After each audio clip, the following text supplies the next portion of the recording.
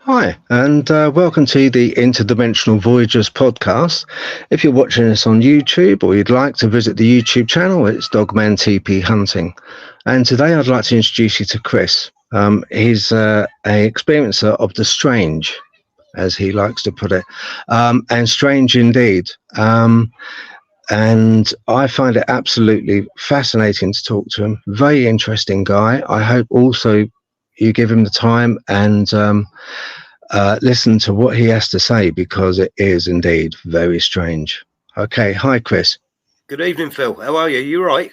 Very well, thank you. Yes, very well. Yeah, no, not too bad at all, really. No, I would have thought, oh, it'd be nice to be in the garden doing this. It is fantastic out there, isn't it? Absolutely lovely. Yeah, what are we doing indoors? Why are we doing it? Yeah, no, we've been out most evenings this week and enjoying this weather. Yeah. It's finally here, you know.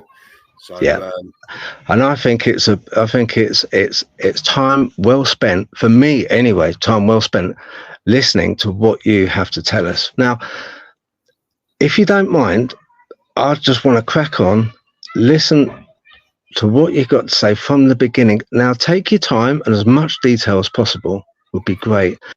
And let's start it off where you want to start this off in your experiences of the strange.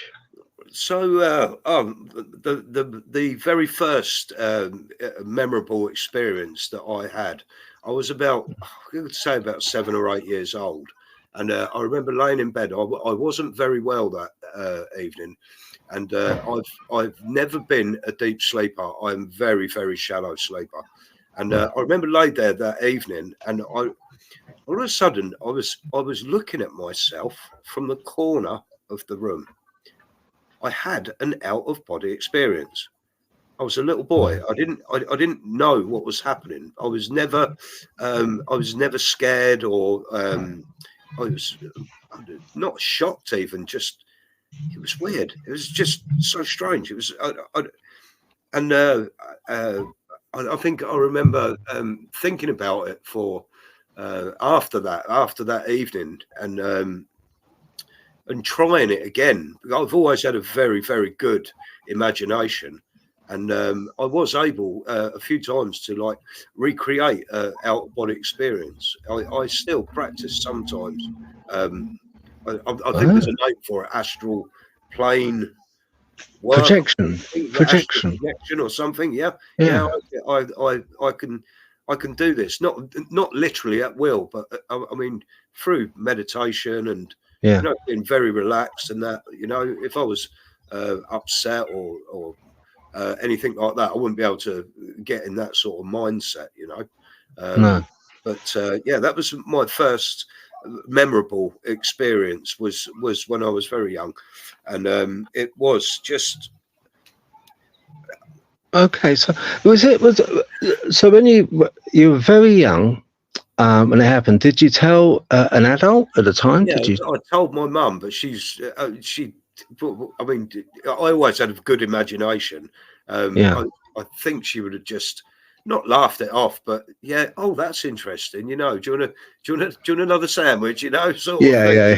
Yeah. And never really spoke about it again. But that was the first time.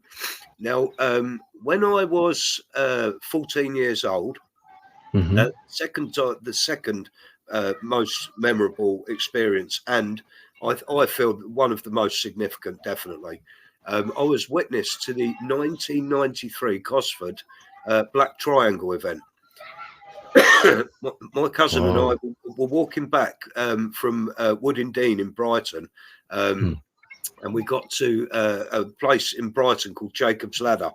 And it's if you know Brighton, there's a cut right. It goes right through the middle of the race course. So on race days, they can open the road to the seafront through this cut. So if you go up north, head north from the seafront, and go over this cut it's just opposite the cut in the race course. Okay. Steps that lead down. There's about 150 steps lead down. And me, my cousin and I, it was Easter Bank Holiday weekend in 1993, And I'll never forget that evening ever to the day I die. It's absolutely seared into my brain that Okay. I can still be there mentally in that time. It's that vivid, you know. How many? There was you and your It was a cousin of mine, and cousin. unfortunately, he died a few years ago. He had a massive heart attack. Oh, He had it very young, and yeah. so unfortunately, I've got no one to back this up. And of course, No, 1993, we didn't have mobile phones, or no. I don't think I'd even seen a computer, a modern computer by then. Yeah, I remember an yeah. old, I think they were Apple computers at school, but Yeah, I can remember. Yeah, I think no they were internet the or ZX80, ZX81, the yeah, Commodores. Commodore Yeah. 64. Yeah, yeah, yeah. I remember that. And so we were walking back, and we got to this point opposite the cut in Brighton Racecourse, and Hmm.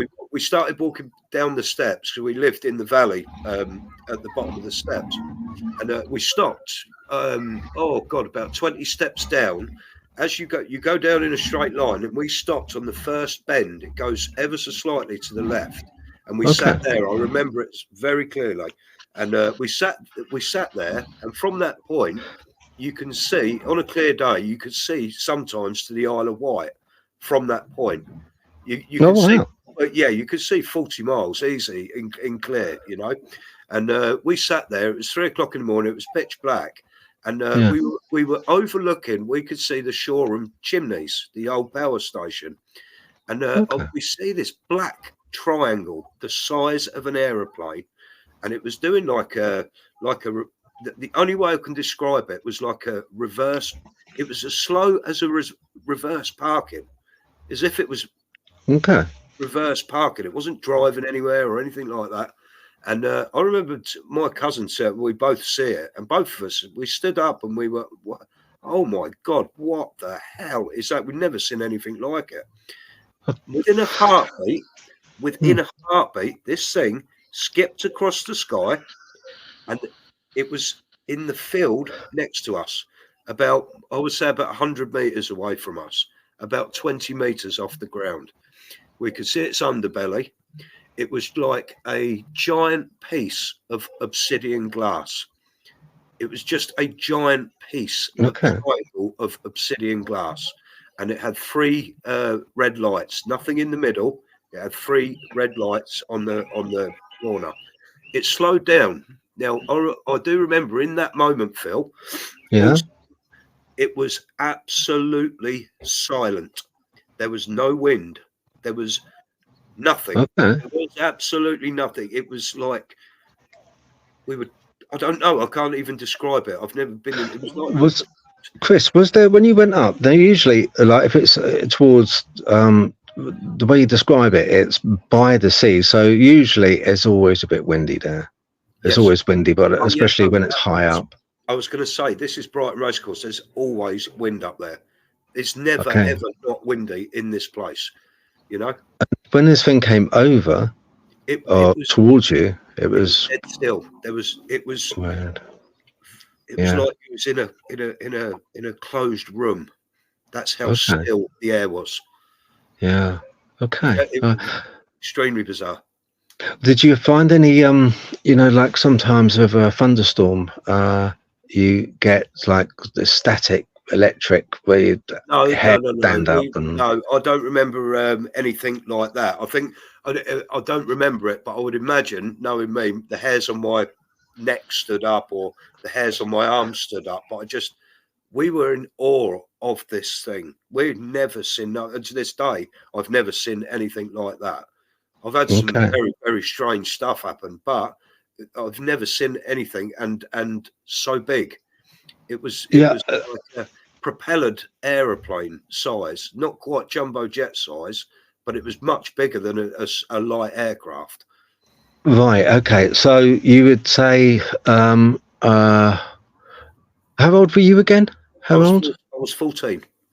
Right. So it's going to be, looking at it, do you remember it to be as big as maybe, let's have a look, two cars across? lengthways? Yeah, Two normal size cars? maybe slightly bigger than that. It was. I remember getting into. I went on a journey to Norway years ago, and we had to get 3 planes to our destination, and got a propellered plane on the last piece of the journey up into Further, and it was about the size of that plane. I'm going to say about 15, possibly 20. It's very hard to judge distance and size without a tape measure. Yeah, no, it is. But there's nothing, especially when it's in the sky, because there's nothing to use to go against it to relate. So, it was. I would say I would put it at 15 or 20 meters across, maybe. Probably about a meter and a half thick. Okay. And one other thing, you said it was going near the chimneys. This power station wasn't used at the time, I guess.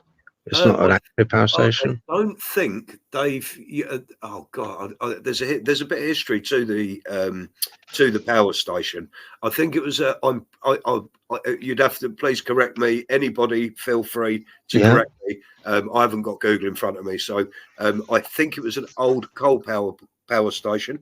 It had two chimneys, very similar to the Battersby power station chimneys. Okay. They brought the original chimneys down, or one of them at least, I think, in the late 80s. So I think they've done something because I'm sure there's still chimneys there. They've done something with the complex anyway. You'd have to look that up. I'm not sure what they've done with it. But when there was 2 chimneys there. I'm sure there were 2, but we weren't interested in the chimneys. No, I guess not. No, of course. But when you saw this thing, first of all, it was by the chimneys, and it was just hovering above them at the time. But you said it looked like it was backing up towards one. It was doing like a reverse part. You know, when you really slow down to in a car to reverse. Yeah. Right down. That's the sort of impression it was giving me. It was slowing down. But all of us, like I say, we stood up, and this thing skipped across the sky like a stone. It skipped like a skimming stone across the sky, and all of a sudden, in a split second, this thing was in the field next to us. Right. Okay. It's strange, isn't it? There's so many accounts of this when you see on videos, and either they've been debunked or not debunked, the ones which aren't debunked, but a lot of times when you see them, they are like stones on water. They skip almost through the atmosphere. And you saw that? My God. Yes, I did. Brilliant. Yeah. Oh, we did. Yeah, we did. Yeah. And we was that wasn't the end of that evening, though. There was again something really. It wasn't so much myself. I remained practically unaffected by it. Only the fact that we were scared.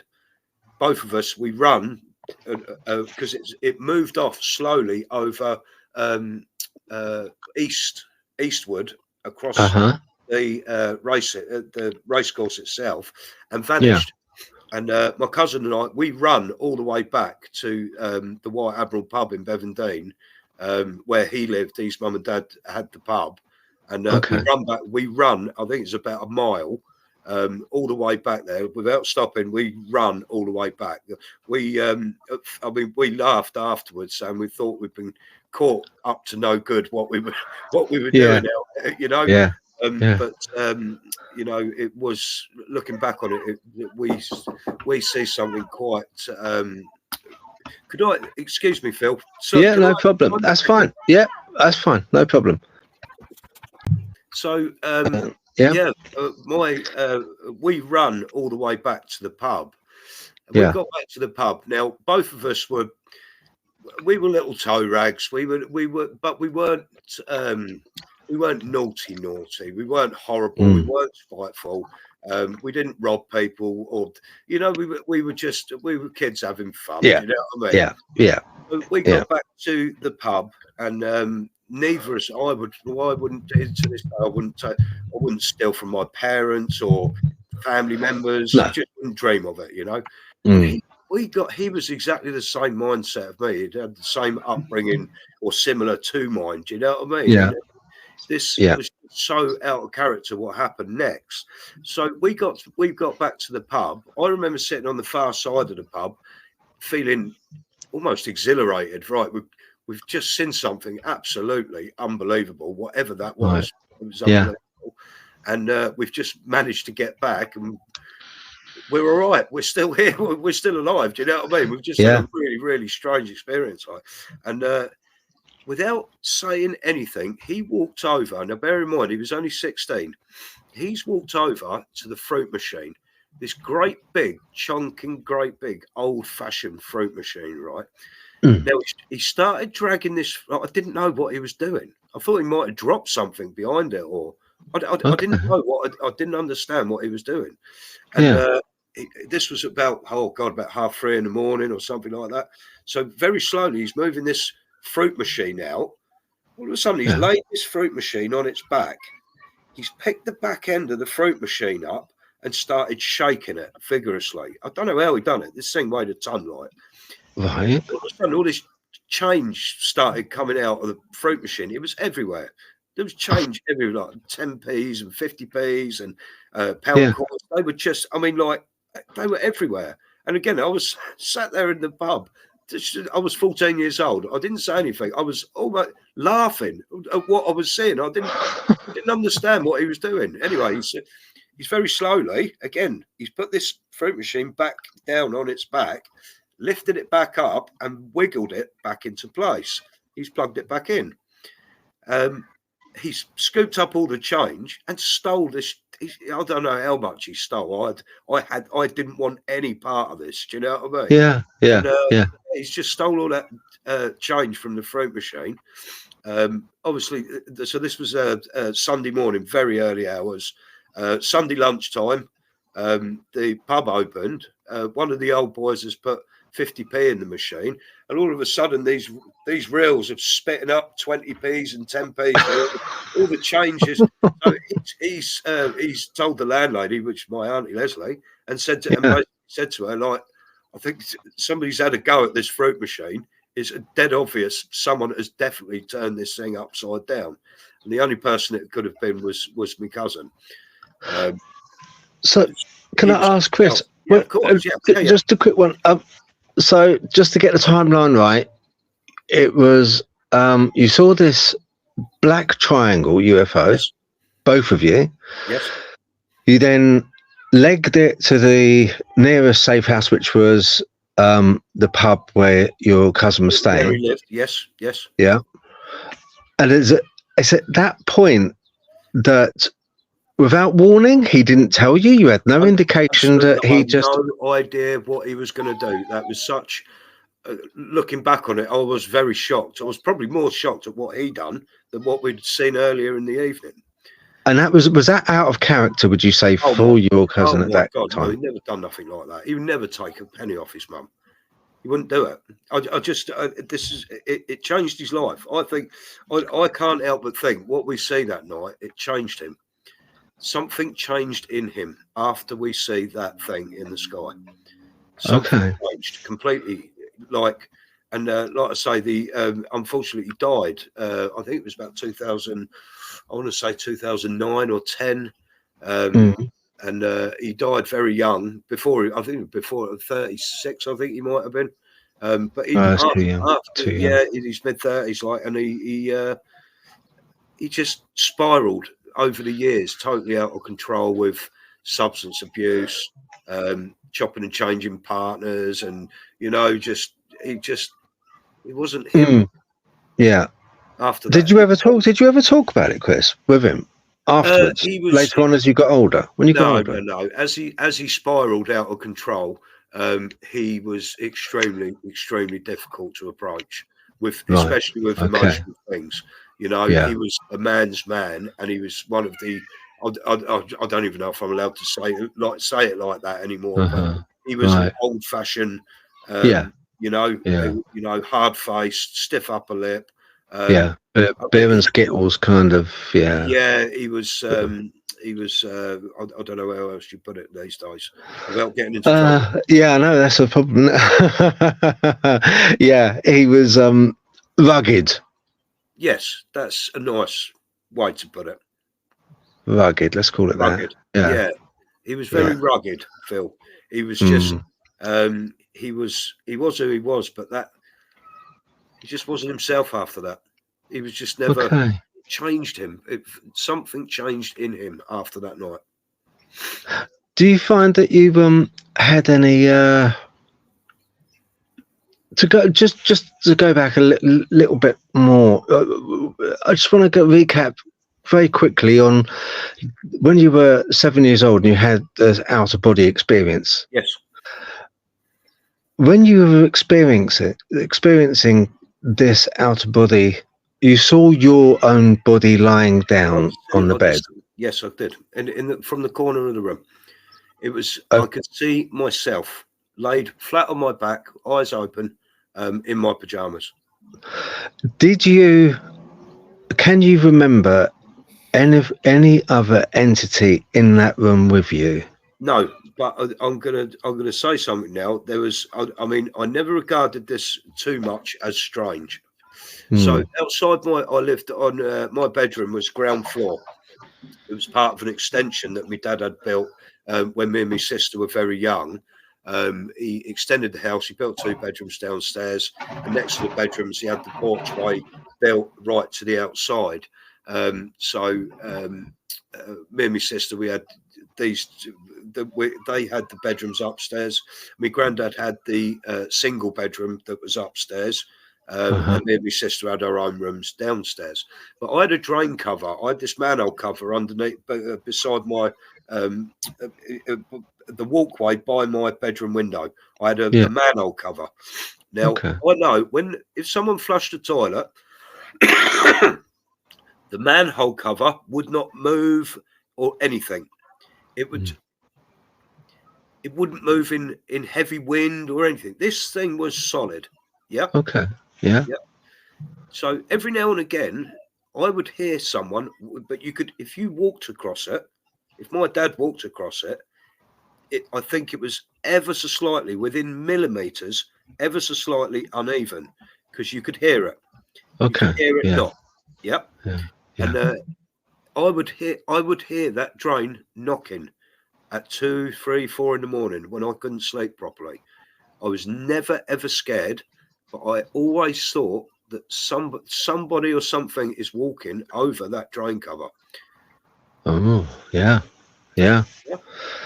Yeah. See, I asked why I went back is because I find it. I've heard before, and in a way, we have a correlation because I've had in the past where not just one thing has happened. There's been a trigger, and then it's carried on. These events have carried on, and one thing leads to another. And I have a feeling that maybe there's a lineage, a thread connecting them all. And I just wanted to go back to that to see if there was maybe a feeling you had as a kid, maybe like some kids have imaginary friends, or maybe there was a feeling in the room when you were looking at yourself of something else being there. No, it was odd about the drain cover, though. I honestly don't remember that. I do. The only thing that I could possibly relate to in that sort of area, I've never seen a human figure ghost or anything like that. Or do you know what I mean? Yeah. I'll get to other things that I have seen a little bit later. That's fine. All right, that's good. If we then, so we're up to the point now where your cousin, yes, yeah, so he was had extraordinary amount of strength for that age, to tip the machine up. Didn't you find that at that time like odd? What was your reaction when you saw him lifting it up? Did you try and stop him? Were you just absolutely so stunned? I know I would be so stunned. I don't think I'd stop him. I would have oh my God, but I would have thought, my God, he's superhuman. Yeah, I do remember that. Well, like I say, I was almost to the point of laughing because I didn't know what else to do. You know, when I see him started lifting this thing, I knew what he was going to do.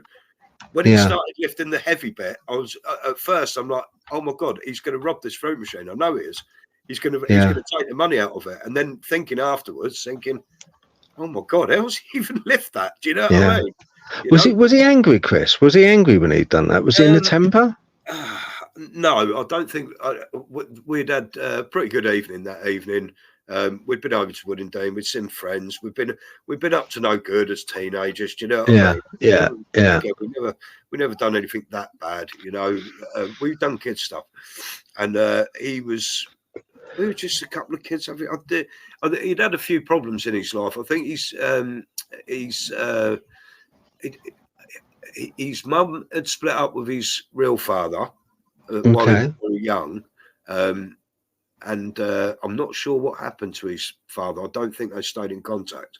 But his stepdad, Cameron, was always really, really nice to him, and he treated him like his own, you know. And so I don't think. All right, he may have had some harboured anger, maybe, you know, that didn't really show. But I don't know. I don't think. I think a lot of teenagers have some harboured anger. Yeah, They're just like, who you are, aren't you? Yeah. But there was nothing. There was nothing which actually that you saw that, you know, he didn't. It wasn't like, because it sounded, from the way you described it, like an Incredible Hulk moment. You know, totally out of character. Totally out of character. Out of character. Yes. Yeah. So the next thing that you can remember. So that happened with your cousin. Yes. The next thing I remember, I see a dog-like animal. Now, right. So the story is, so I used to do a lot of fishing in my late teens. When I got to about 17, 18, I used to love going fishing. And I would do a little bit of sea fishing. My dad had some sea fishing gear, but my favourite places were the lakes in East Sussex, all around Michelin Priory area, the Dicker area. It's not far from Eastbourne area of the south of England. There's some of the most stunning little fisheries all over East Sussex. They're beautiful. And we went to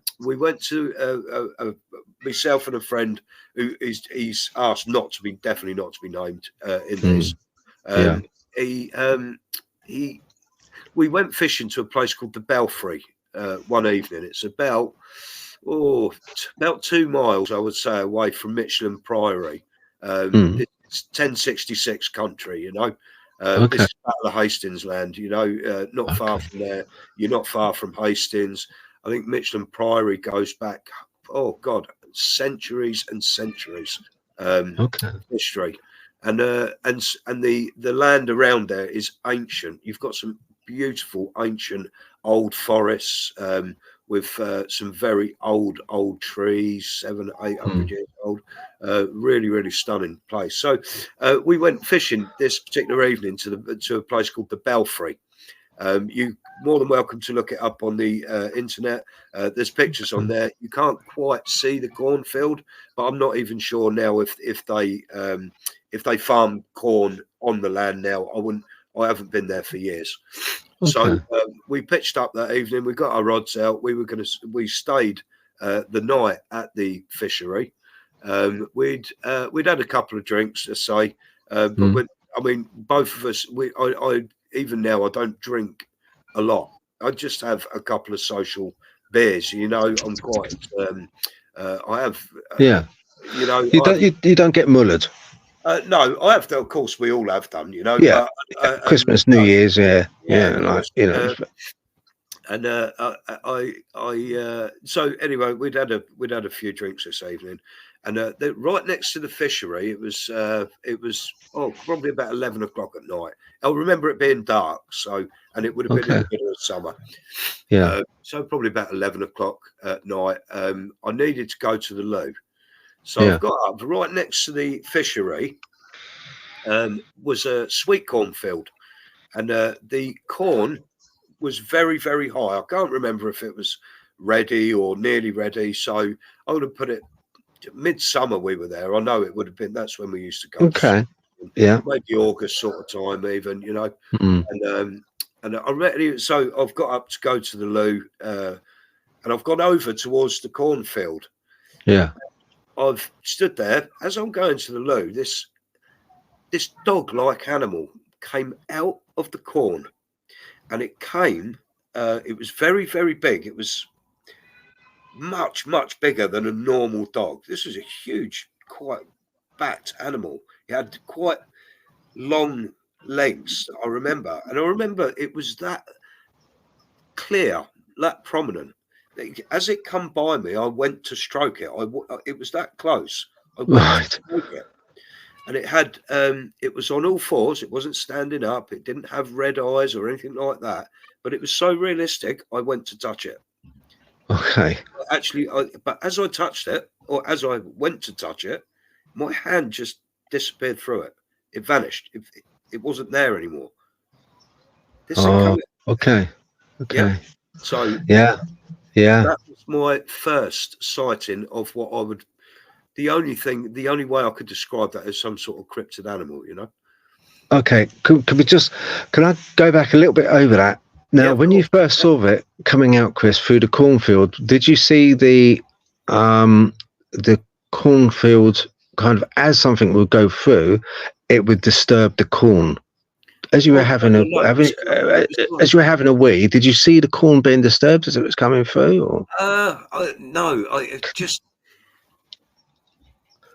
came through like a ghost. Did you hear it? Did you hear anything? No. I didn't hear anything. Hear anything.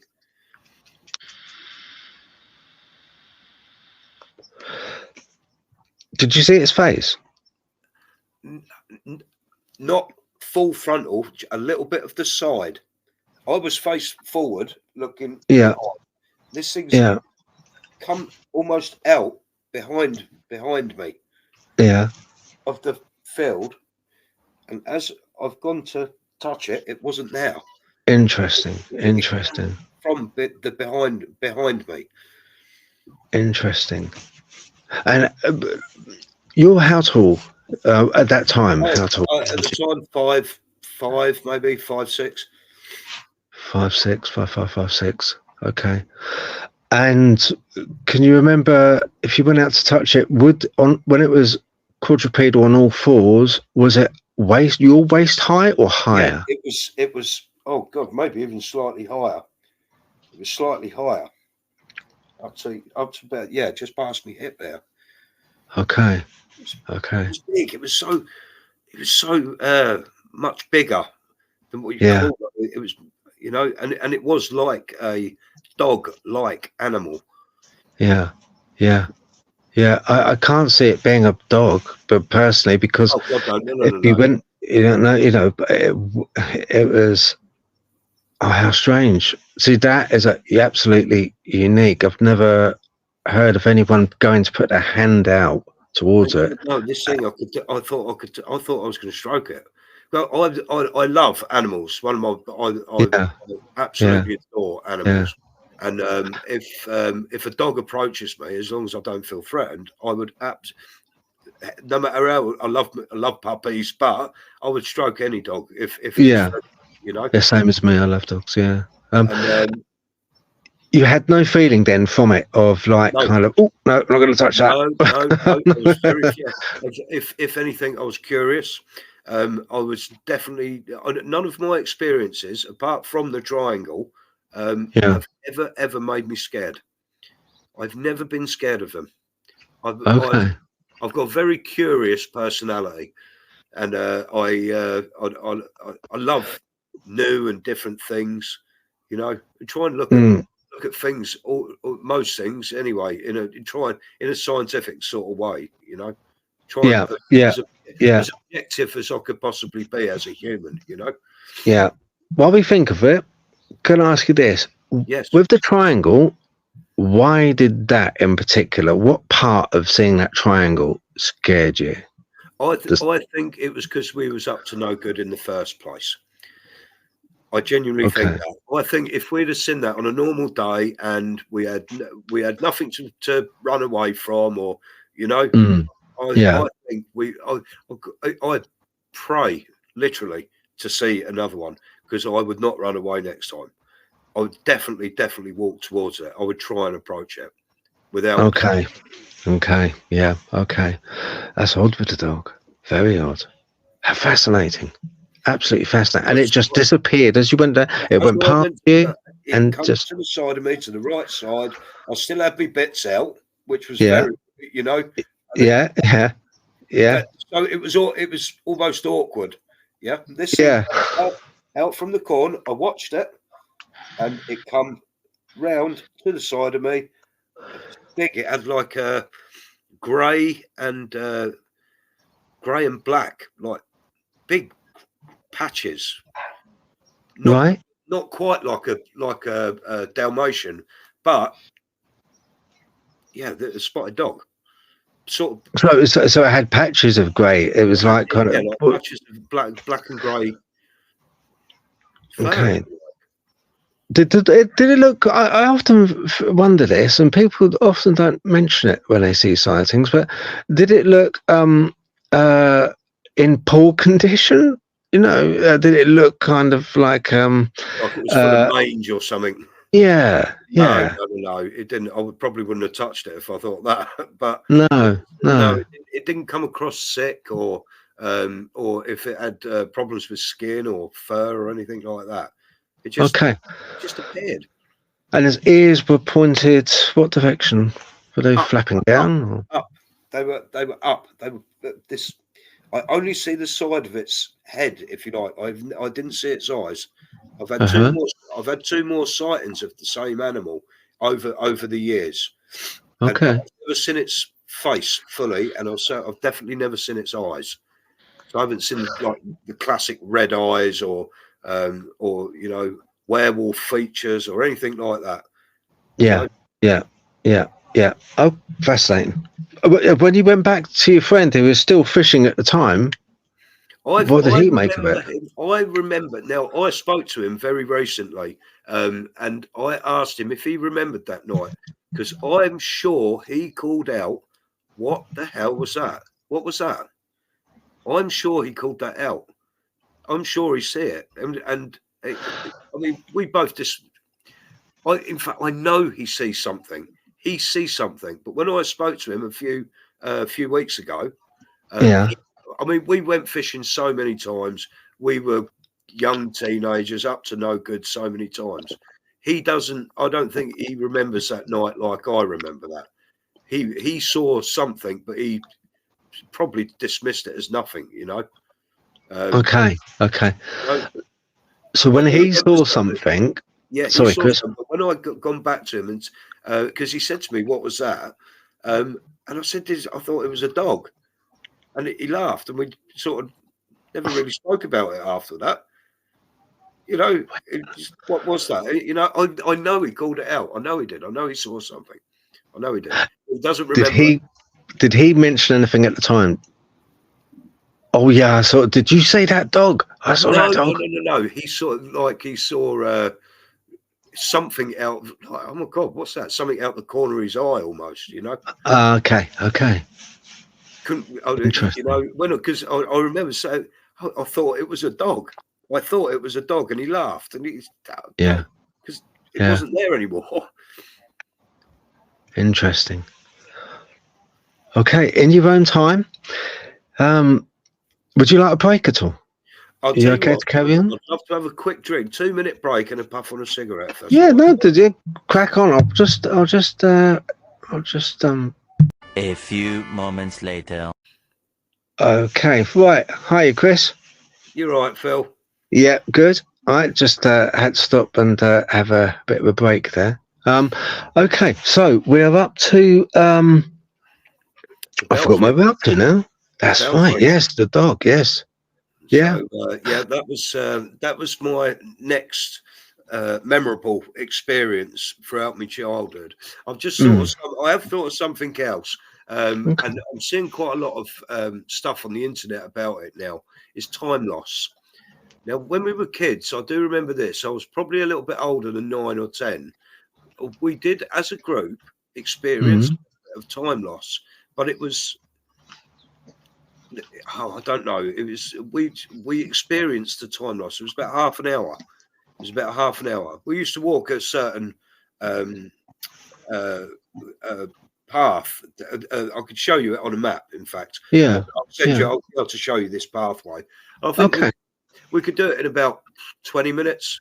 And I used to walk my dog. I had a little black Jack Russell Okay. years ago, and we used to take her up the fields, and we do it. It's like a horseshoe behind the houses. I think we could do this horseshoe for 20 minutes. It's about a 20-minute walk. If it's in a straight line, it would probably be about half a mile, maybe 3/4. Yeah. It's all up in the hills. It's on the South Downs, and it'd take about 20 minutes to get round. And Okay. I remember this one particular time, and again, this was almost like the out-of-body experience when we told someone. It was, oh, yeah, no problem. You know, a nice lolly, you know, oh, we're going out later. It's just totally dismissed. But we Yeah. lost half an hour up there one day. Now, what was thinking back on it, what was quite strange about that is my dog never stopped walking. So if we stopped, stood still, or we sat down, so we could never take my dog to a picnic. She wouldn't let us sit down. She'd be running around us, tugging at our feet, trying to take her for a walk. Yeah. So she wouldn't let us stop, basically. Right. You know, she weren't vicious or anything like that. She was a dinky little Jack Russell. She was so funny, but she wouldn't let us stop walking. So roughly about 20 minutes it used to take us to walk around. I think the place on the map, it's called Hog Trough Bottom in Bevendale. It's at the back of Bevendale. Okay. I'll show you. I'll send you it on a map. And we got back, and we'd been an hour. We'd been about an hour, and it was just another thing that it just popped into my head while we're talking. You know, I do remember that. It was, we never thought it significant. Never ever thought it that significant. And so I'm seeing a lot of stuff about time loss at the moment. Yeah. On YouTube, but I mean, we didn't see anything, or you know, it was nothing else. Yeah. But we lost about half an hour. Now, my dog would never have stopped walking. She wouldn't have let us stop, and it only took us 20 minutes to get round there. And this day, we lost about half hour. Okay, Chris, can I ask, was anyone else in the group aware of that time being lost? My little sister was in the group. Two of the other children. So I think there were 4 of us, if I remember right. It would have been 4 or 6 of us, but it was very rare that the 6 of us were all together. So it was likely the 4 of us. My sister, she would have been about 8 or 9, and I mean, I could ask her if she remembers that. Definitely, she was part of that group. The other 2, we lost contact with years ago. We went to different schools. We all moved away from the area. I have no idea what happened to the other kids that were with us that day. But yeah, I do remember that. It wasn't a lot of time. We weren't gone for days or anything like that. But we lost half hour, and it was weird. You know, and it sticks. Shall I say, it sticks out in my mind. In the past few weeks, it has stuck out in my mind because I'm seeing quite a lot of stuff on YouTube about time. You experience a little bit of time loss, I suppose. But I mean, looking back, we were kids. We could have been dragging our heels that day. I don't remember going up there to play or build a camp or build a rope swing or anything like that. And my dog just wouldn't have let us anyway. If we stood still or sat down, she would be just running around us, barking and just making us try and take her for a walk. You know. Can I ask one thing about that? What red flagged it up to you that you had lost time? So basically, you know, when you started walking with the dog, so you had your Jack Russell and you're going along, and then did you get somewhere and someone said to you, "Oh, you're late"? I think you call it, is it circadian rhythm, where your body and time? Yeah. Yeah. So my circadian rhythm is excellent. It's like a human, almost like a human clock. I wake up exactly the same time every morning. If you ask me the time, I don't wear a watch or anything like that. Usually tell you within about 10 minutes without even looking at a clock what the time is. Wow. Yeah. Okay. So I've got very good sense of time, and I how I keep that sense of time is, if I do see a clock, is I will make a note of that time. Okay. And I remember very, very clearly, if we went out, just for example, at 4 o'clock, I would, as I walked out the door through the hallway, the clock, I would have made a mental note of that every time. Every time I went to school, every time I got the bus, every time I done something, I would make a mental note of the time. And that's when we got back. We'd been gone an hour. So we had a clock in the hallway. It would have been, yeah. So okay, right, good, all right. So that's interesting. Why are you thinking about it? Why did it recently? Is it because of you been watching times?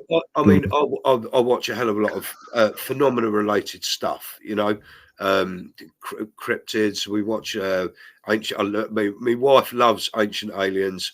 I am a fan. I think some of it's very, very interesting. Some of it maybe not so, but I watch a lot of stuff. And on my YouTube, I'm subscribed to, oh God, it's about 60 different channels that do this sort of stuff. UFOs and extreme mysteries, cross court art, so on and so on. And up on my YouTube, on my feed, over the past couple of weeks, I've been seeing a lot about time loss, and I just think last week maybe, I'm thinking of that time that we took Ollie out, and it took us an hour to walk around the course. It was just, did we experience time? It's questionable, Bill. You know, I mean, I can't prove. And the frustrating thing for me as well, I've never had a camera.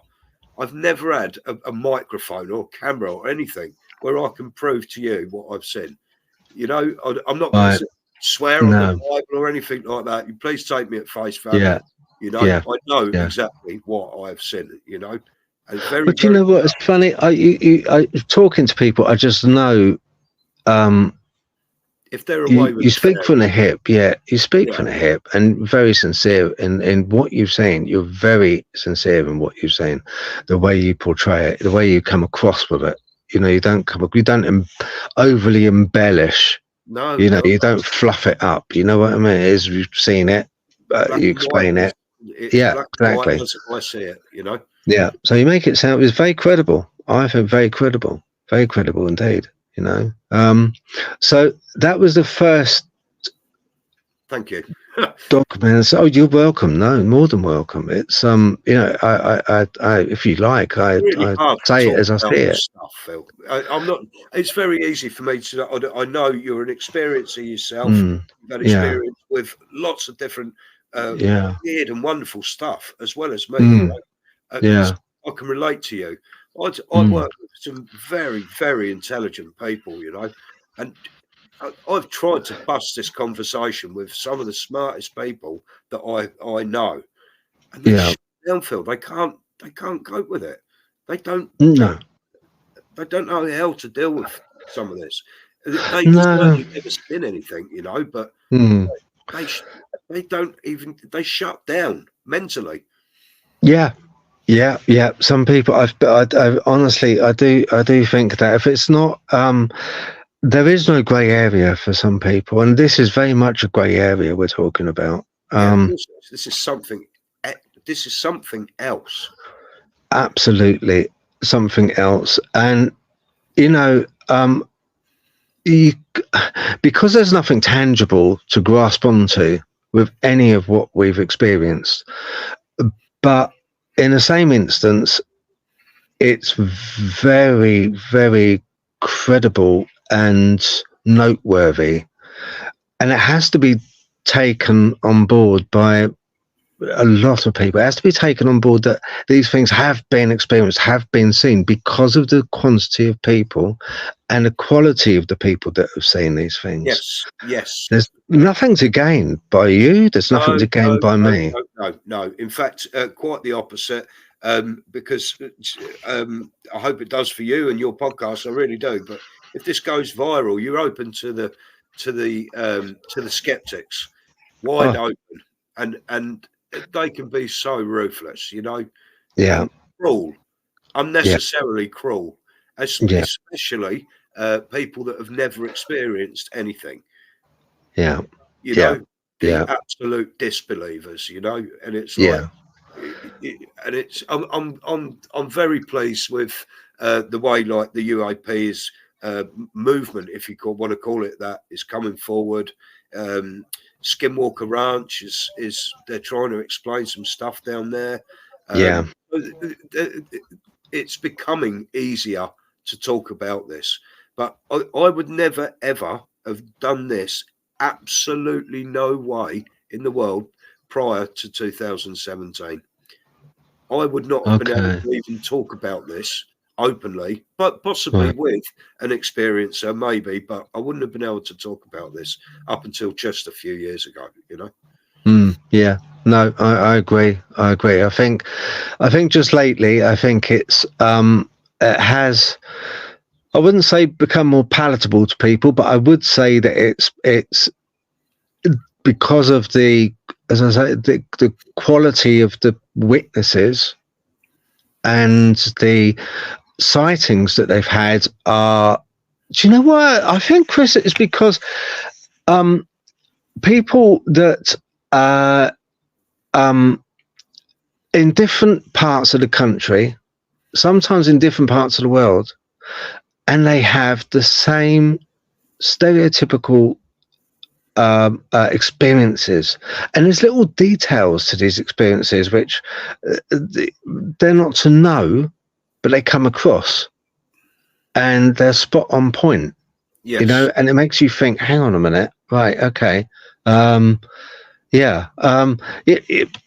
It's absurd because you mentioned about the black triangle kind of like backing up as if it sort of should have a bleeper on the back going beep beep beep beep, it's like it's somehow so absurd. It's such an absurd thing, but it's something that I've heard of before. And if you hadn't have witnessed it, hadn't have seen it, and it was all in your head, why would you have mentioned it? Because it's so absurd. Yeah, exactly that. My wife, she saw something years ago in Brighton as well. We're both from there, like, and she probably never. She spoke to me about it, but she would never come forward like this and say she's seen something like that. All these years, she did that to herself. She was a little girl.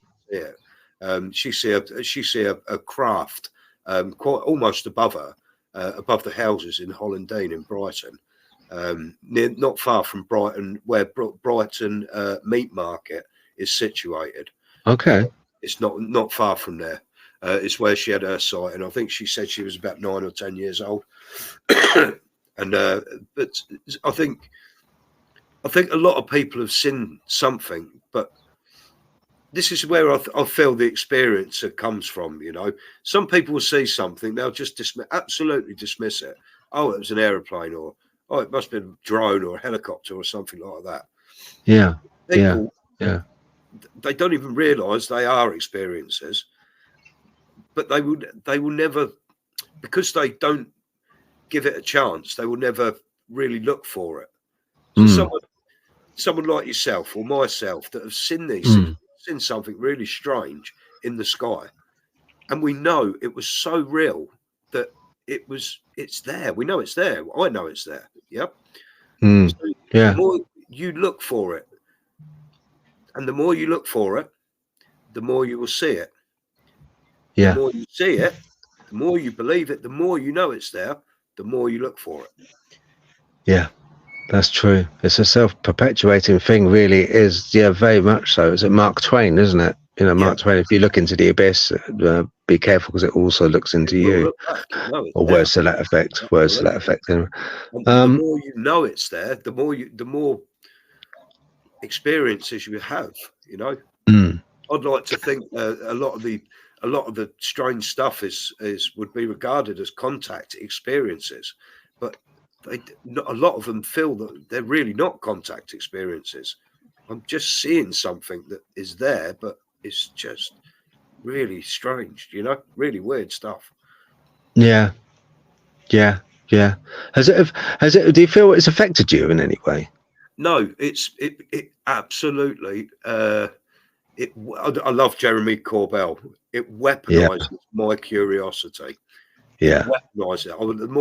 The more I speak from my own experience because I Yeah. knew from a very young age, from when I was 14, that there is something that is out there that is not us. That didn't belong to us, you know.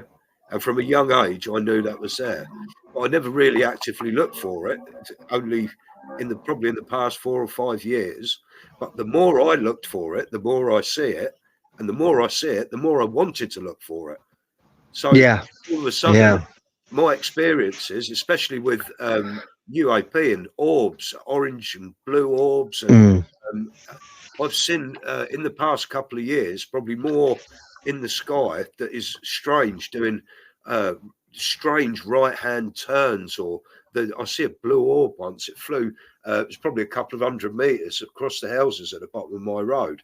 This thing yeah. done 180. It stopped in midair and done 180. Just stopped. I've Yeah, seen them just do that. Yeah. off in another Mm, direction. And yeah. so we know they're there. So I've Yeah. joined in the past since 6 or 7 months ago, I've joined CE5 groups. So I was at Okay.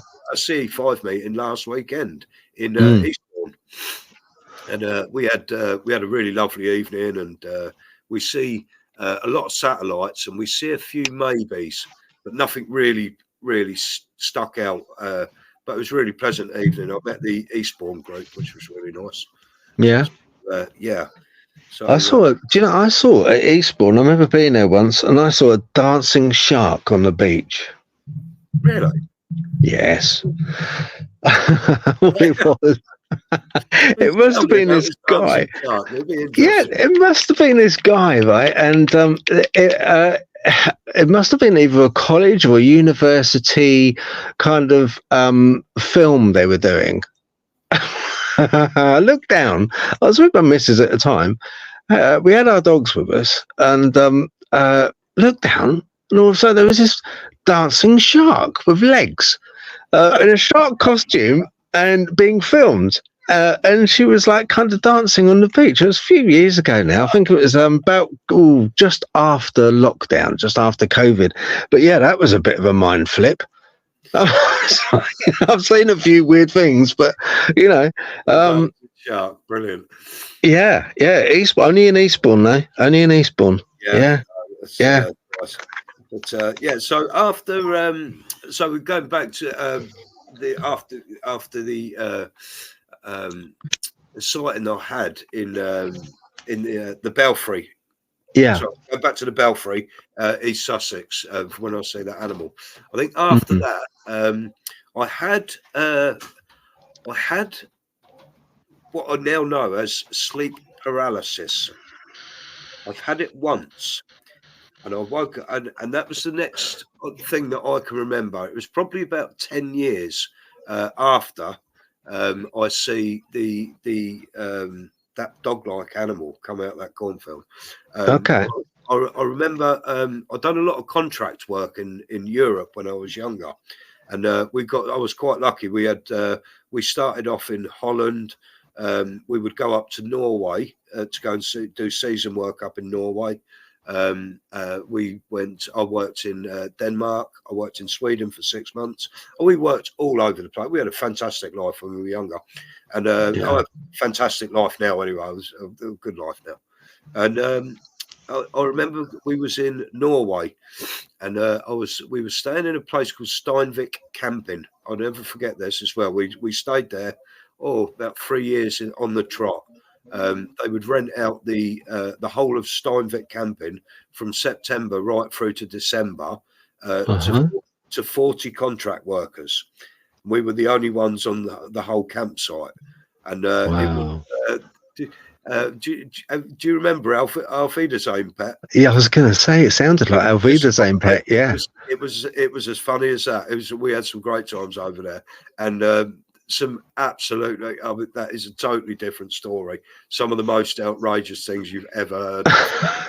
I can imagine over there as well. I can imagine that. Quite literally, so yeah. So we stayed over there, and I remember I can't remember which season it was. I think I was in my late 20s, so I do remember that. And I'd woken up.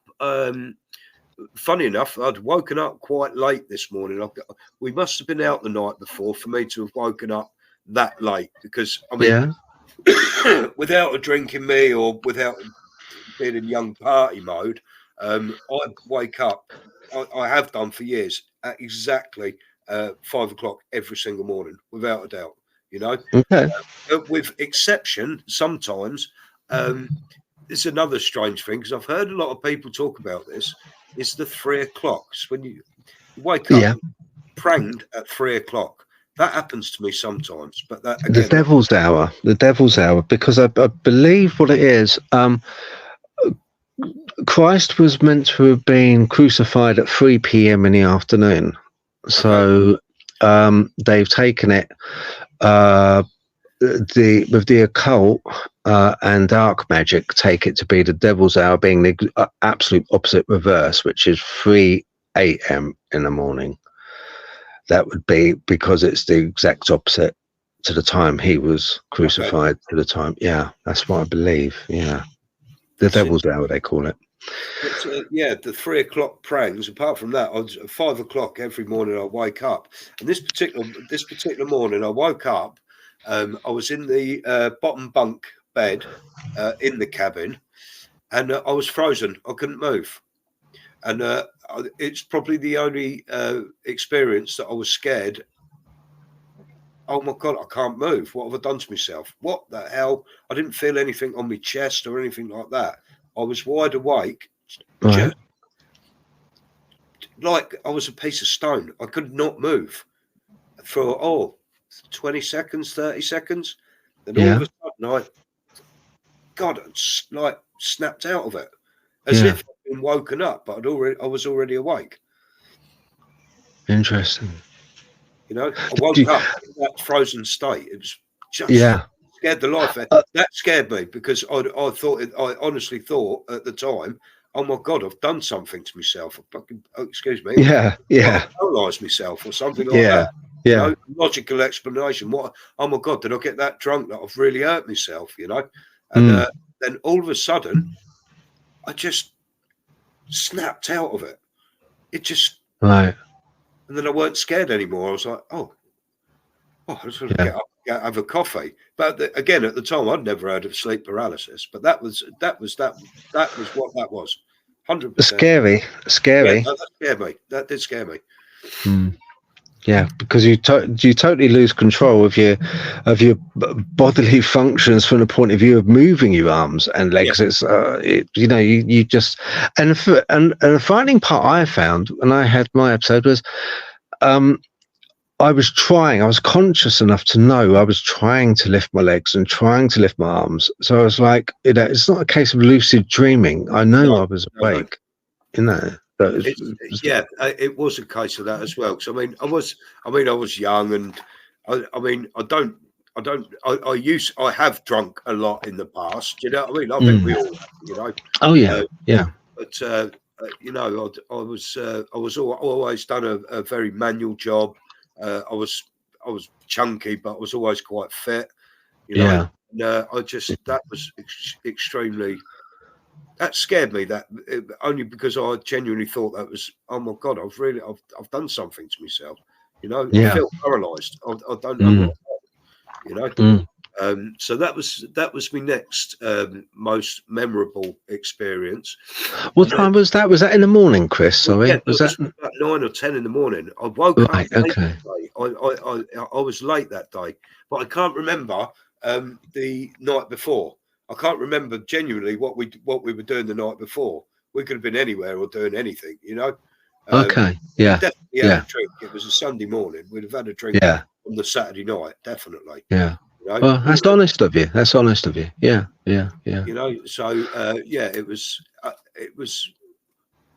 just another really strange event, which I now know. Again, there's a name for that. Yeah, and very often, things like that happen with when you have the paralysis like that, and people often see entities along with it. You know, that's when they see the shadow beings in their room, and when I had my episode, I had that's when I saw my first and thank goodness only shadow being. But yeah, very scary, very scary. You know, let alone doesn't matter about shadow being, you know, not being able to move. Oh no, And you're so young at the time, very young to have that. What's that? 28, 20. I'm only 27, 28, 29 years old.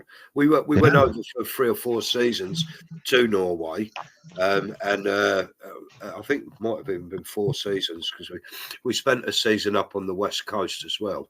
That's where we got a propeller plane up to from Schiphol Airport. Okay. So yeah, so that was my next one.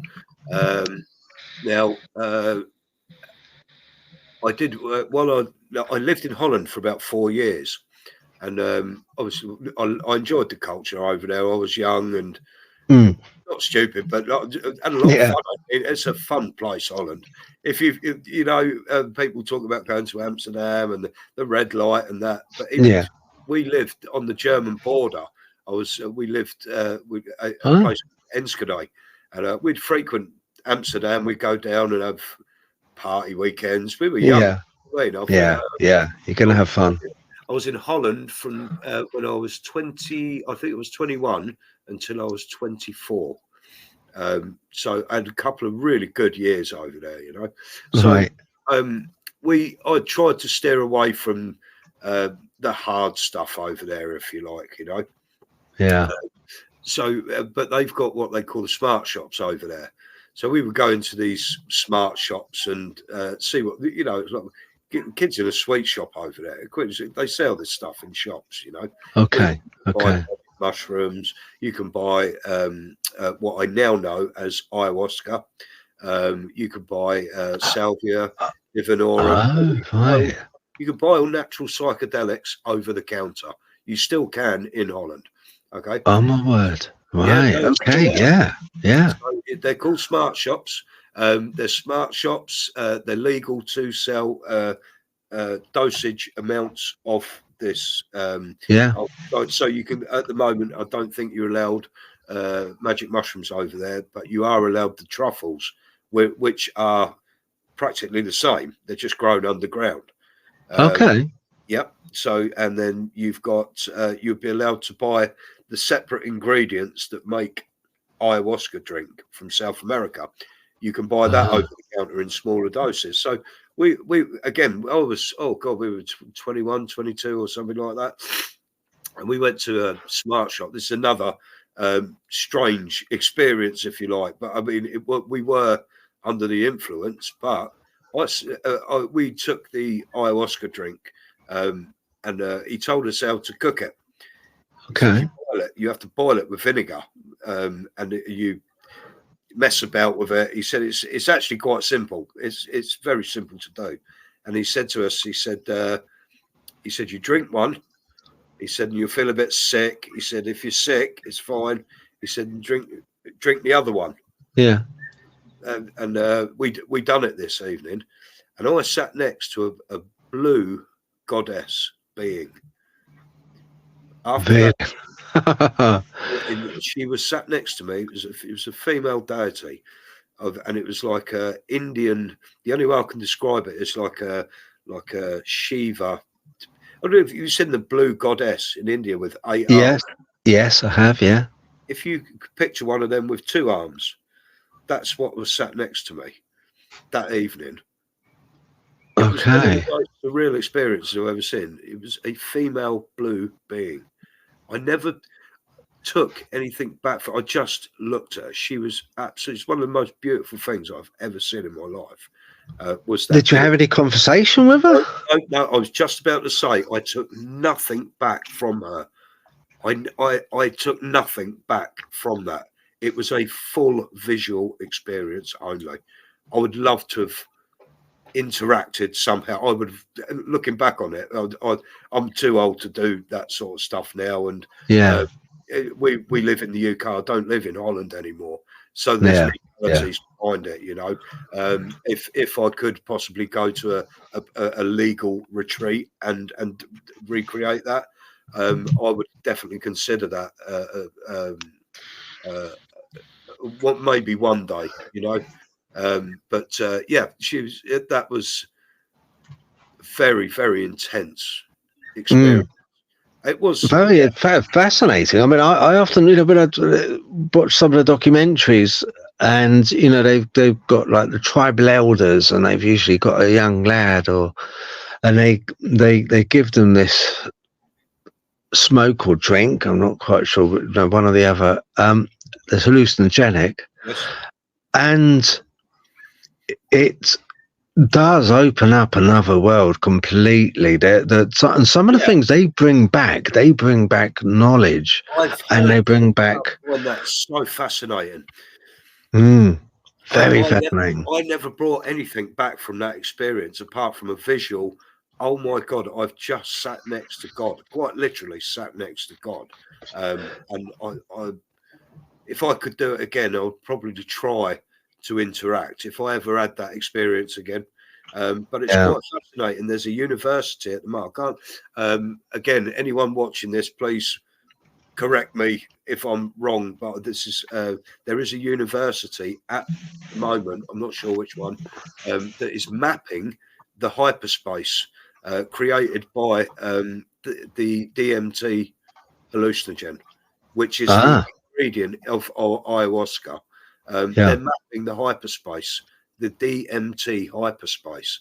That's what I've heard. Okay. They due to the amount of, I think, shared experiences. So the same stuff, the ayahuasca, it's known for being able to, people can see these deities, these entities, the DMT entities, but people also share the same experience, which doesn't seem to happen on other psychedelics. So if 2 people in the same room can see the same hallucination, and that's what they're mapping at the moment. I think that's I'd have to look it up properly, but I think that's fairly correct. They're actually looking into actually mapping this place, this dimension that can be unlocked with these plants that have been used for centuries as well. You know, so I'll put up on here if anyone. When you're watching, if you have any comments or you'd like to contact Chris, then you can either do that through my Facebook page, or I'll put my email up here at the bottom of the screen. On the description of this, I shall put other details as well. I'll have a word with Chris and see what contact details he'd like to put forward, and whatever they are, I'll put on the description. If you have any questions for him, or would like to follow him, then that's fine. So I'll just put those up. I thought I'd just mention that, Chris, for people watching. No problem at all. They've got a voice. So. No problem. It is really fascinating that because they have the same, you know, it's almost like they have this drug and they go to the same waiting room. Yes, I've heard this before now. They go to the same waiting room, and they see also I've heard that they see other experiencers there who've had this drug waiting in the waiting room. Yeah, it's again, the stuff isn't. This isn't for a party. It's not something you would take to a party. No, This stuff. no. It is. There's a reason people go and do it in the middle of the jungle, in Mm, retreats. In really relaxed environments. It is not a. It is a. It's a full experience, not a buzz, not a cheap buzz. Do you know what I mean? no, Like no. this really, really, I feel you can really, really see into something else with this stuff, and Yeah.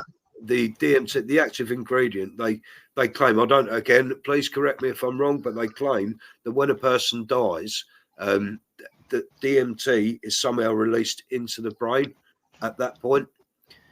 So it's Ah, very, very likely, if that's correct, that the last thing you would see of this earth before you died is a full hallucinogenic psychedelic trip, if you like. If that wow. Didn't know that. Didn't know that. Yeah, I again, please correct me if I'm wrong. I'm not, I do read a lot of Yeah. stuff, and I Yeah. should fact check a lot more stuff than I actually do. But it does make sense, and I have heard that from multiple sources. And again, they are Wow. mapping this stuff at a university. They're mapping the actual space itself. They're mapping the psychedelic world that you can see using this stuff. They're actually doing that. So, Yeah. and again, I think, and I'll be safe to say that DMT is something to do with death. Okay. Yeah. Yeah. Because I think it's that isn't it the last part of the brain that is shut down is, or two parts, the hippocampus and then the pineal, isn't it? I'm not, without looking that up, Phil. I'm not Think 100% sure what I'm that not. No. process would be. I mean, I have, yeah, some experience of death, which I would talk off air about, not a problem. But Mm, it was never that in depth, so I really couldn't say what yeah. the exact process was. Do you know, Chris? I often wonder when they have this particular drug. They often say that the experiences they have are godly, Yes, biblical. absolutely. Yeah, Um, absolutely. and this is coming from people not particularly involved with the church, not particularly, No, no. followers of,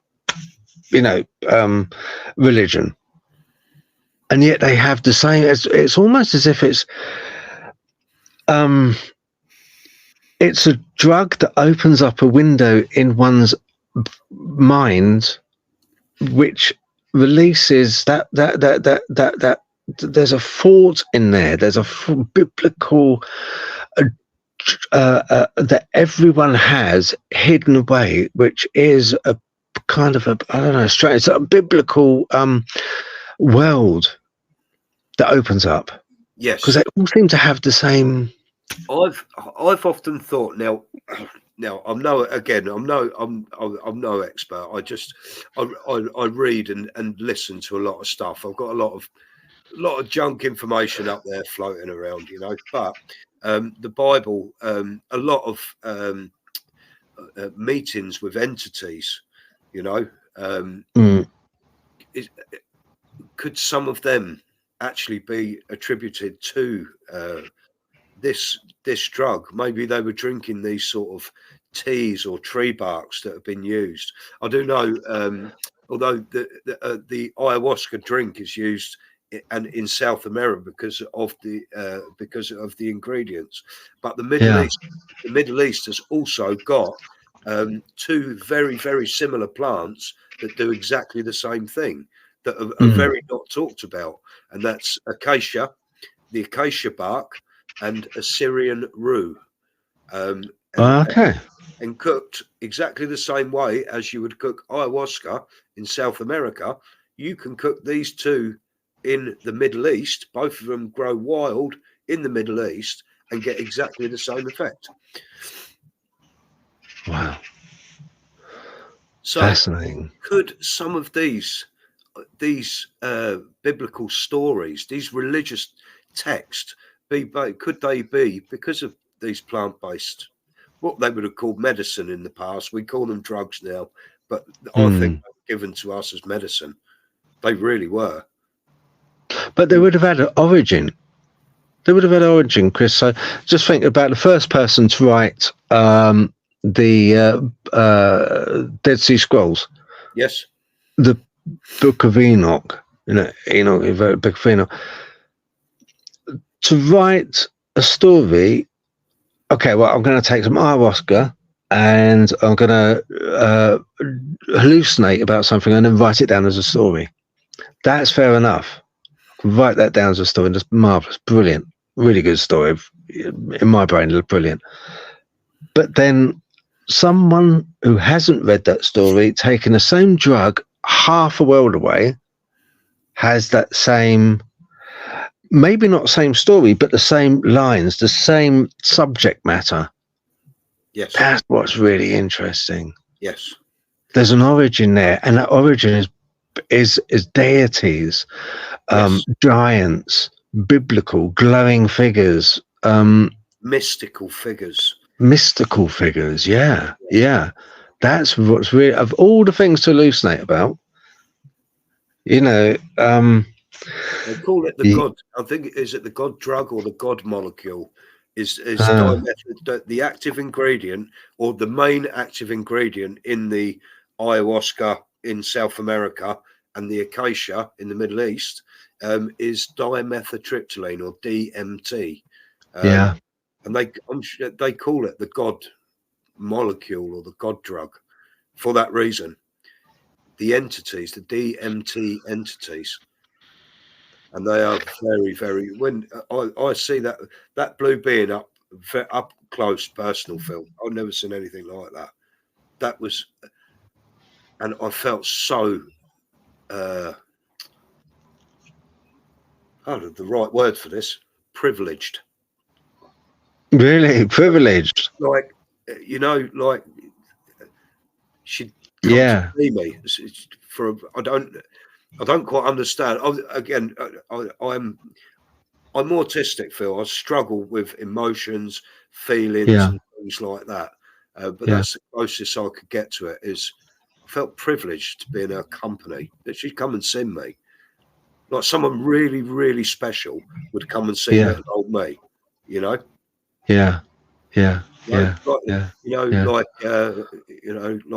King Charles knocking on my door.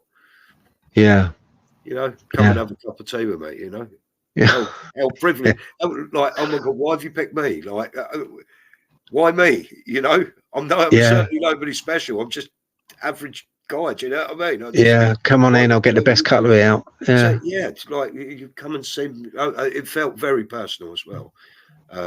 But that's another very, very pleasant, strange experience that I've had. It was, if you were anyone, it was drugs. This is plant-based medicine we're talking about. I believe. That's my opinion on it. Fascinating.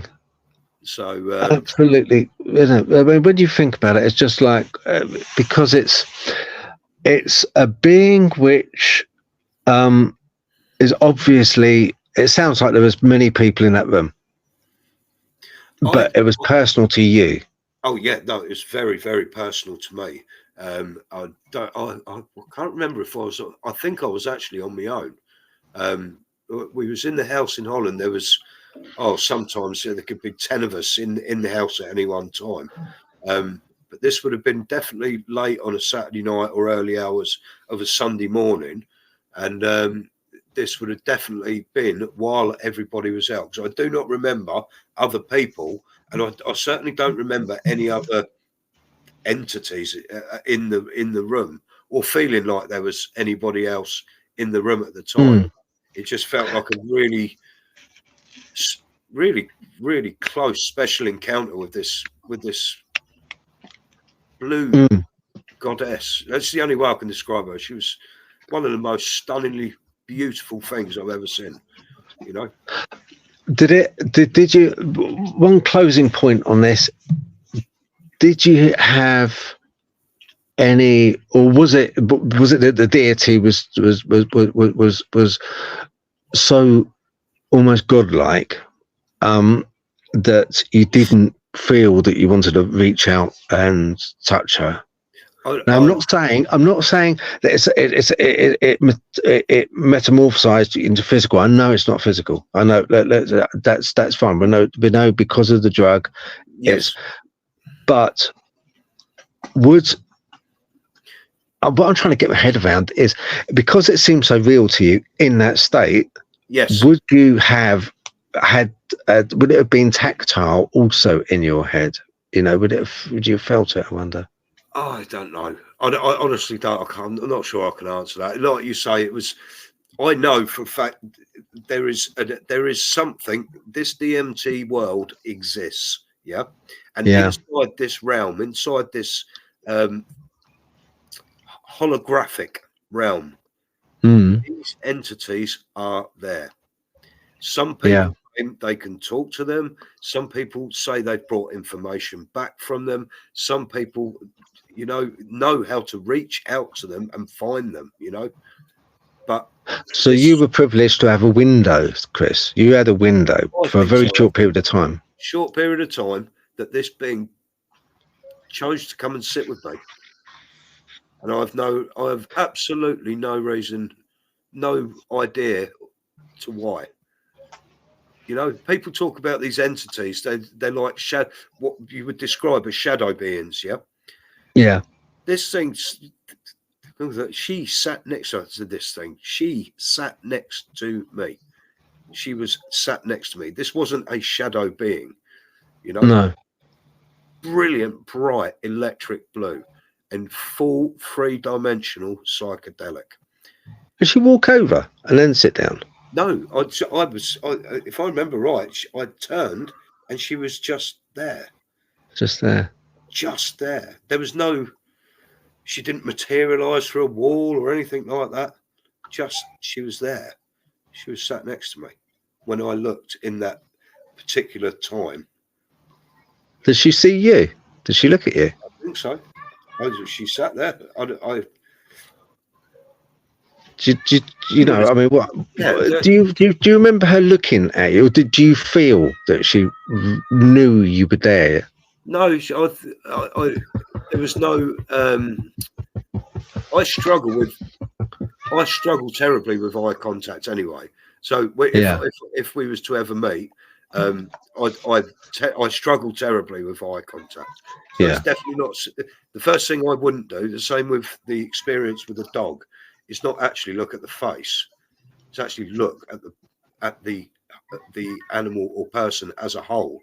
But no, I didn't feel. I certainly didn't look into her eyes, or she didn't try to look into my eyes. She was just sat. She was sat with me. And it's funny because of my ASD, that she sat there exactly how my ideal person would sit there, is actually not looking at me, not staring at me, not making me interact. She was peaceful. She was not imposing, or she was very, very comfortable to sit next to, very comfortable. And again, it is a psychedelic. You do get that. You are high at the time, but I remember that so very, very vividly. It was very, very pleasant experience. Strange, very strange. I got to see this holographic place where these things are reported to be, It definitely made an impression on you. It definitely made an impression on you. I can see that. I can see it. They made an impression. I can see why people would try something like that, because they're talking about trying this sort of stuff for people with severe depression, mental health issues. I get that. I absolutely 100% get that. But when we were in Holland, we were in the best state of mental health that I have been in my whole life. We were Yeah. young, Yeah. we were carefree, we were earning a lot of money, and Yeah. we had a lot of fun. We had absolutely no cares in the world, you know. Yeah. So I didn't take that for a as a medicinal. I took that because you can buy that legally over the counter from a shop, you know, and get the instructions how to brew it for yourself. But again, we was young. We didn't know it as what we now know as ayahuasca. We would go in there and ask him what he's got. We tried the magic mushrooms. We liked them. Yeah. They were fun. But thank God they made me so sick. I was so sick, and I've heard that a lot of people they purged on them. That's Yeah. really uncomfortable for me. And I've heard a lot. I've heard a lot of quite when people overdo the magic mushrooms, they kind of. I've heard some proper horror stories about God, those. You know. the death trip. Yeah. Yeah. And I just want to stress here for anyone listening that you know, we don't these are all, like Chris have said, these are all natural products, and we don't encourage anyone to try these, because do not break the law in England, please do not. No. And also this Holland it's legal. Yeah. You can buy this stuff over the counter in another country, but not here. Yeah, not here. And also from, you know, I think Chris will agree, from a health point of view and mental health point of view, it's not a good thing for people to experiment with, really. You know, this is something which, when you're in the appropriate country and it is available, of course, like young guys and women are going to try, like you would get drunk for the first time, you know, but as recommending for people, no, it's not. It's not something that we would recommend. No, this is just No. account of what has happened. This is an account of what got me some of my strange experiences. Yeah. You know? In a legal setting. Yes. Completely legal setting. Yeah. You know? Yeah. Another thing I just thought of, you know, Chris, is you mentioning about the you know, when you die, you get this release of the same drug. Yes. Maybe that's why everyone sees the tunnel of light, and they got this strong compulsion to go into that light. You know, it's like kind of, you know, like Poltergeist. Don't go into the light, Marianne. You know, yes. You know. I think that's the realm of consciousness without memory. If consciousness is, they think it's possibly a field. I would like to think of consciousness as a field, like some form of field that every now and again can take a form, i.e. us or animals. But when the body gives up, that consciousness goes back to that light and stays conscious without memory. And that's what I think the light is. Right. Okay. Yeah. Yeah, I can see that. Yeah. This field, what they would call heaven. Yeah. Yeah. Did you hear about the thing where, you know, when somebody dies, they weigh the body, and afterwards everyone weighs something like, I'll have to Google it. It's about 3 grams less than what they did when they were alive. I think they've tried to do this on and off for a long time. They've tried to weigh the soul. However, this is only what I read. I don't think. I think scientifically, they've never been able to fully recreate that every time. So if one body may lose 3 grams unexpectedly, but not everybody would lose that. No. So Okay. it is, yeah. There has been, I believe, I read years ago about experiments with the while looking at consciousness itself. You know, we still one of the greatest mysteries that we've got today. You know, is are we alone? Which we're looking like very, very, very close to some sort of revelation that we're not. And you know, what happens to us when we die? Consciousness. Yeah. What is Yeah. consciousness? Why? What is consciousness? I find that fascinating. But Well, the way in the soul, I don't think it's ever been debunked. I think they've tried it and tried it and tried it, and I think the results were possibly inconclusive. Again, please correct me if I'm wrong. I'll be glad for people to correct me. I can always learn from that. yeah. I agree. Anyone that wants to comment, just leave a comment at the bottom and ask any questions. That'd be great. Okay, Chris, can we have a word about your next Dogmen thing? So I was after we finished the travelling, my wife and I settled down in Leighton Buzzard, and we then went over to the Isle of Man. We didn't have. I see a few orbs in between then, and then we moved back to the UK in 2016. Now I went to work on a farm. I'll call it a farm. Again, I'll happily speak to you off air about certain things. Okay. So I went to work on a farm, and I was handling sheep at the time, and I got a blackthorn stuck in my middle finger. It was like a small rusty nail. This thing, it was a big, thick, nasty blackthorn, and what it had done, it got into the side of my middle finger. And unbeknownst to me, it pierced the tendon and gone right into the joint, into the joint of my finger. So, of course, I'm working on this farm, handling the sheep. I felt a sharp scratch on my finger. I remember looking at it thinking, oh, God, that is going to be sore in the morning, you know. And I pulled the thorn out like it was just a splinter. Again, I didn't realise the extent of the damage. And so by the next morning, I had blood poisoning.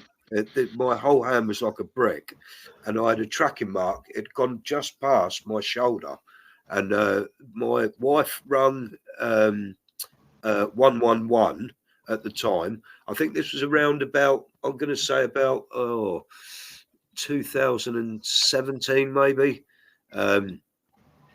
And I'd had some health problems in 2016, and I spoke to you about a rose that I saw in the sky. Yeah.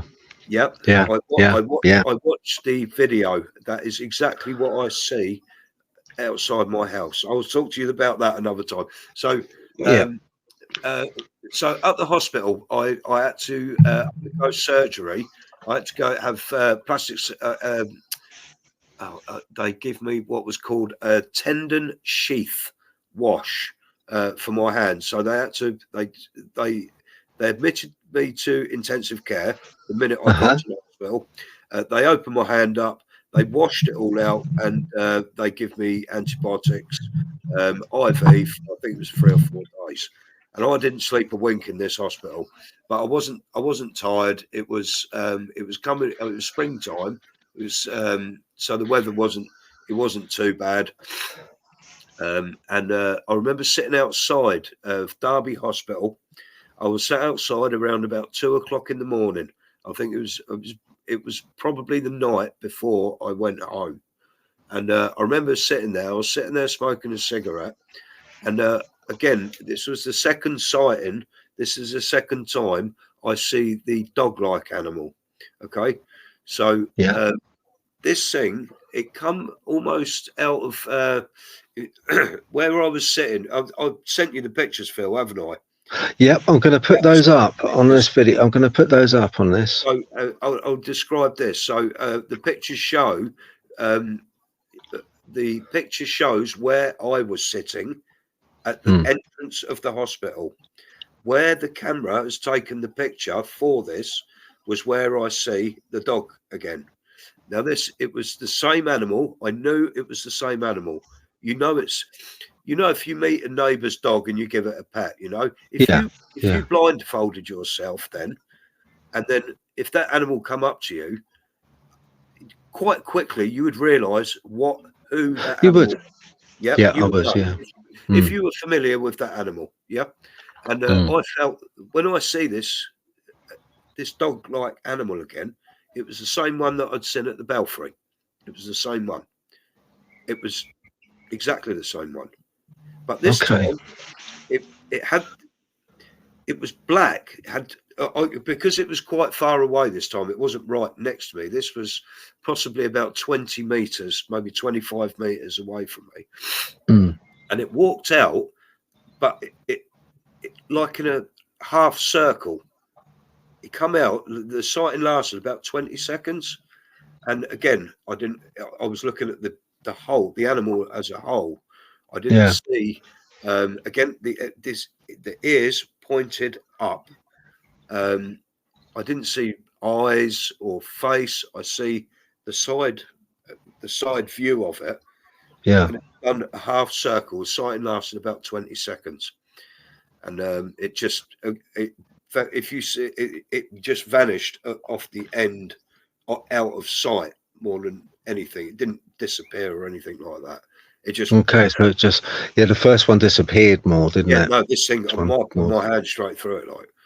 Yeah, but this one just went behind somewhere and went away. If I was in an open space, it was circling me.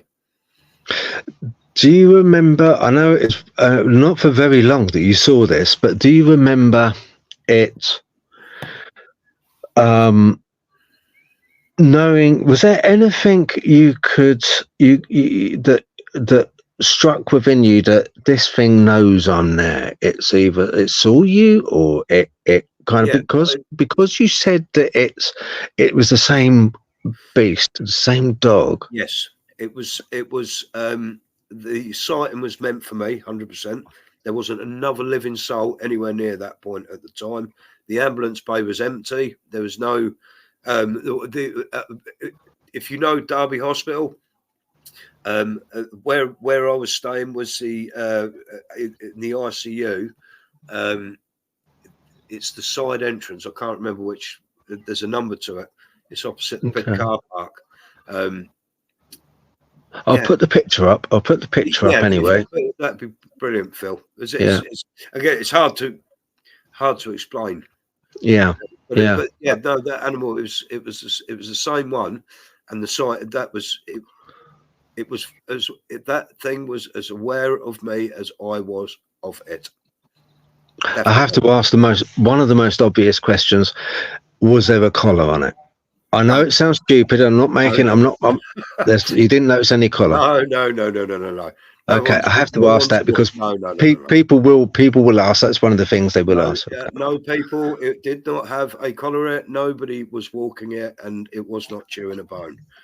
Okay, and it was again the same size as the animal that you saw before. Same size. Big, just around about or just above waist height at the back. Okay. Yeah. And you did the feeling you got from it? It wasn't predatory. It wasn't like it was going to. I'm not scared of these things. Okay. Just aware. I'm very, very aware. Yeah. They don't scare me. They're not there. I don't think they're there. I don't feel scared by them. But I don't know if that's just me. Why do you think you're seeing this same dog? Why do you think your heart? Absolutely no idea. I have no idea. I spoke to my doctor about it years ago. They just put it. They actually sent me for testing for schizophrenia, right? Which come back completely negative, by the way. Yeah. So it's obviously been something that to you, now I have to say this. Don't take offence, because there'll be people watching this that will go, because there was no witnesses, and it was just because it was you seeing it mostly. It is what it is, Phil. I've come on here with these stories. I have no evidence of this. I absolutely got nothing but admiration for you, and I 100% know you're talking the truth. And I know that because I am also a fellow experiencer. I really appreciate that. I appreciate that so much from a fellow experiencer. Yeah. This is why I joined the CE5 groups, because I can talk about it now, Phil. It's actually okay in some circles to really go into depth with this, which I've never, ever felt comfortable with it in the past. And it's very slow progress, extremely slow, but it is progress. It is progress, and also it's if I hadn't have started talking about it generally in public, I think it would have driven me quite crazy. It's getting it out there, discussing it with people, even though I get occasionally do get a lot of flack for it, and a lot of people say, "Oh no, that's a rubbish pareidolia. Nothing there." No. I get it. I get what they're coming from. I absolutely do get it. And you can't impress upon someone who hasn't witnessed anything. No, absolutely not. No. What it actually is, and what we've seen, and what impact it has. It stays with you. It's a hook which hooks you, and you can't get rid of that hook. It just stays with you. No, you're right. I mean, there's like I said to you earlier on, guys at work. I work with some really, really smart guys. I mean, really, really intelligent guys. There's a couple of people holding PhDs at work. There's biology team at work who I work with. There's a couple on the biology team that I work with personally. Yeah. From a biology perspective, they're interested. Is this an animal? If this stuff is real, what is it? Is it an animal? Animal, vegetable, mineral? What is it? We need to know. Yeah. How does it work? How does it eat? How does it breathe? How does it breed? They are open to suggestions of, is this an animal? Can we put this into a category of an animal? But some people that you think you might be able to have this conversation with because of their intellect, but it just shut down, Phil. Even now, they cannot cope with this. Maybe they just choose not to. I don't know. But even the progress, the awareness of this is slowly coming out. And I'm really, really looking forward to some form of disclosure, because once they start disclosing what the Americans have or haven't got, and if they have or not got this technology that they're talking about, which I think they have, I'm sure they've got it. It will open the door for the highest strangeness aspect of the phenomena. Yeah, there is no door. I'm on there talking to you, friendly chat to you. I hope some people get some good out of this. I hope that if you are skeptical, that you're not too mean or rude about it. It's quite hard to come forward with this stuff. We don't talk about this all the time. We certainly don't talk about this every day. It becomes more of an interest and almost a secret way of life. Don't tell everyone that I sit and watch like UAP documentaries from the minute I wake up in the morning. I don't watch normal TV. I watch the news. I watch what's happening in a little bit of politics that I'm interested in, and I watch UAP stuff. But I'm hoping it opens the door to other phenomena, because this is not all one thing. What we're seeing is not all one thing. It cannot all be one thing. I think we've got so much going on here. There's so many possibilities of what the phenomena and the UAP, the high strangeness could be, but it's definitely not all the same thing. No way is this all the same thing. And So, Chris, can I ask you, if you were to hazard a guess, what this dog was that you saw, what would you put it down to being? Would you put it down to being a portent for something to happen? Is it a warning? Is it so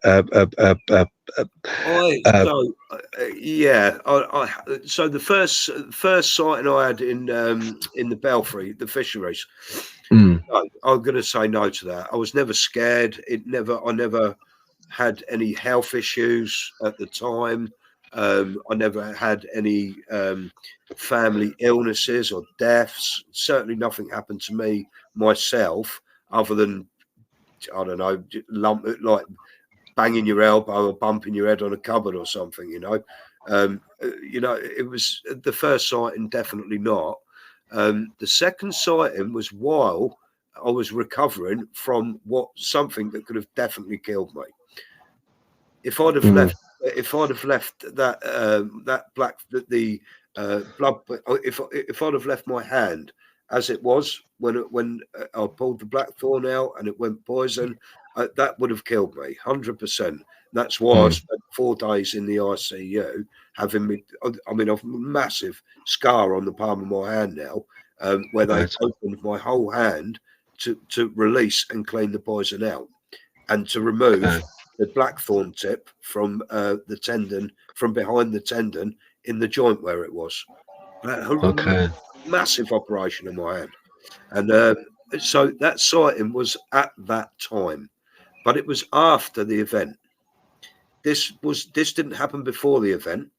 This was after the event. Okay. However, the last sighting, the third sighting that I had, was just I've had 2 quite bad heart attacks. So I had a heart attack in 2016. Now, what was quite interesting, now you're saying we're talking about things prior to quite serious or life-threatening death events, possibly. So I see what I've described to you as like a rose in the sky in 2016. Chris, can I stop you there just for 1 minute? Of course, yeah. I think what I'm going to do, and this probably won't be that popular with the people watching, but with what I'm streaming this on at the moment allows me 2 hours. And we're now just about coming up to about 2 hours now. What I'd like to do is invite Chris back for a part 2, if that's possible. Absolutely no problem whatsoever. Yeah. I'm really, really happy to get this off my chest. That's fantastic. That's fantastic, because I think we could quite easily fill another 2 hours of it. I think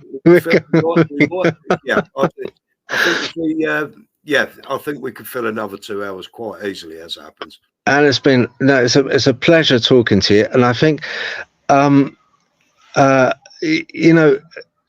the subject matter is kind of, as you say, it's so ambiguous, and in different forms it comes from, like, from the black dogs to the UFOs to the.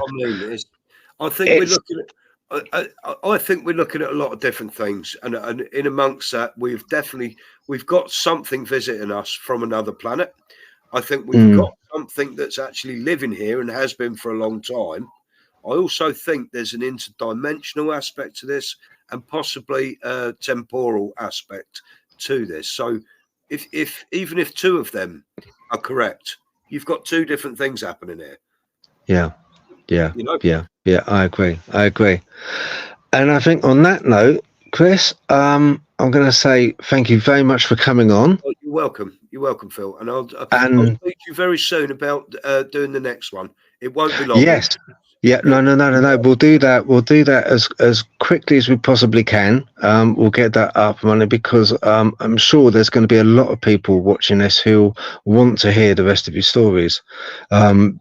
because the accounts that you've given are just amazing. And I do know for a fact, because I have spoken to you about the UFO you're going to talk about, and it is fascinating. And just to outline it, I did send Chris a link to a friend of mine, Bookster, who had, she does compilation videos. I'd highly recommend watching that, guys. There's some really interesting stuff on that.